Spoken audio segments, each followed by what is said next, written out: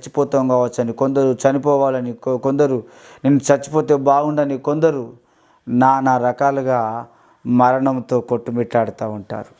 నేను చాలాసార్లు మరణం అవుదాం అనుకున్నాను, చాలాసార్లు చనిపోవాలనుకున్నాను. అలాంటి పరిస్థితులు ఎన్నో ఎదుర్కోవాల్సిన పరిస్థితి వచ్చింది.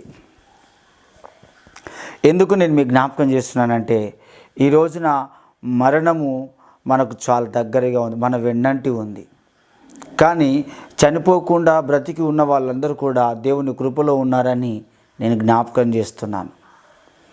ఈరోజు ఇంకా నువ్వు కూడా చనిపోకుండా ఉండాలి అంటే, నువ్వు బ్రతికి ఉండాలి అంటే, నీకు ఆరోగ్యం ఉండాలి అంటే, నువ్వు తప్పకుండా దేవుని యొక్క వాక్యానుసారంగా నీవు ఉండాలి. దేవుని యొక్క వాక్యం, ఒక చిన్న వాక్యం నేను మీకు చదివి వినిపిస్తాను.